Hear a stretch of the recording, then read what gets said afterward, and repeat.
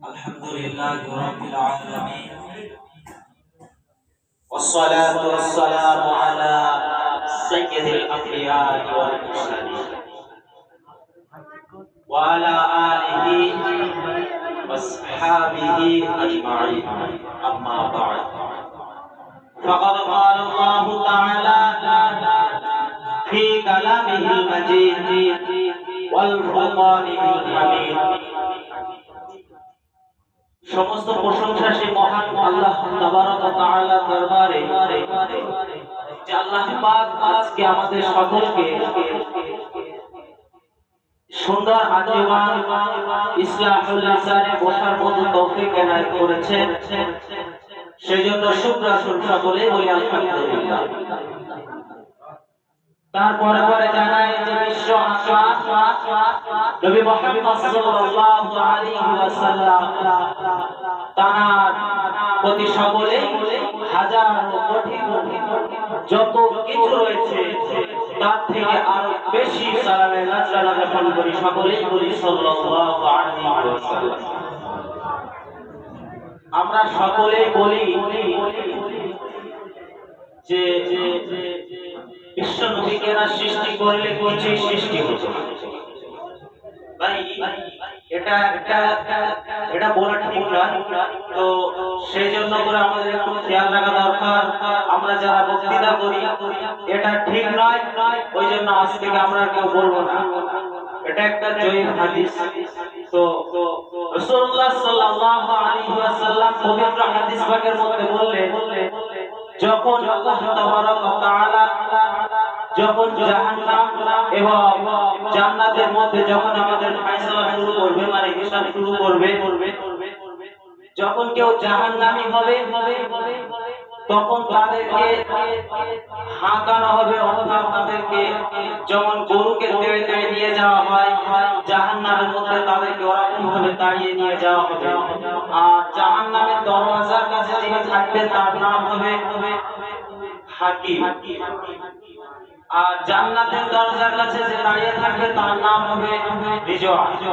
সেই জন্য করে যখন তাদেরকে তাড়িয়ে নিয়ে যাওয়া হবে তখন সেই জাহান্নামের গেটের কাছে যিনি দাঁড়িয়ে থাকবে তিনি বলবে যে তুমি কি শোনো নাই আল্লাহ এবং আল্লাহ রাসূলের কথা, জাহান্নাম জান্নাতের কথা তুমি কি শোনো নাই?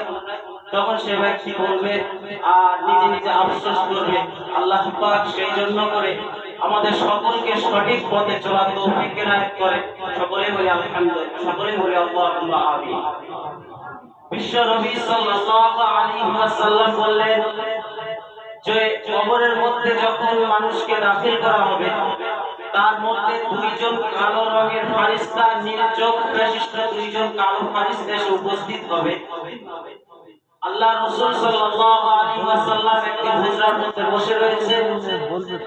এমন সময় রাসূলুল্লাহ সাল্লাল্লাহু আলাইহি ওয়াসাল্লামের কাছে জিবরাইল আমিন এসে প্রশ্ন করে, ভাই জিবরাইল, আল্লাহ রাসূল সাল্লাল্লাহু আলাইহি ওয়াসাল্লাম যখন রাতে নিদ অর্থাৎ ঘুমের মধ্যে রয়েছে, আল্লাহ রাসূল সাল্লাল্লাহু আলাইহি ওয়াসাল্লাম স্বপ্নের মধ্যে দেখছে একজন মানুষ এসে আল্লাহ রাসূলের হাতের বাহুটা ধরে নিয়ে যাচ্ছে।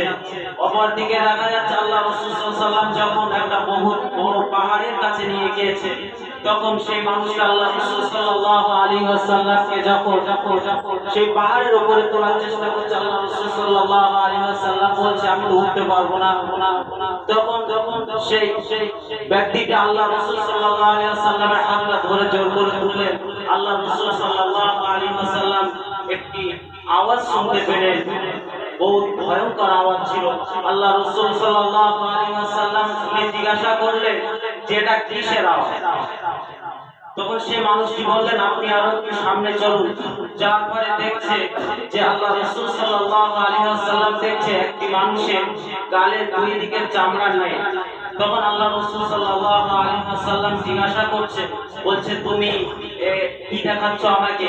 তখন সেই মানুষটি আল্লাহ রাসূল সাল্লাল্লাহু আলাইহি ওয়াসাল্লামকে বলছে যে এই যে মানুষটিকে আপনি দেখতে পেয়েছেন, অর্থাৎ এই মানুষটি রমজান মাস যখন আমাদের সামনে আসতো তখন এই মানুষটি যখন রোজাও করতো না, অর্থাৎ সে রোজা করার আগে সে এবং সেই ইফতার মতো সেই জন্য করে আজকে তার গালের চামড়া নেই। আল্লাহ পাক আজকে আমাদের সকলকে এই সুন্দর আঙ্গিমানে বসিয়েছেন, সেই জন্য করে বলি আলহামদুলিল্লাহ।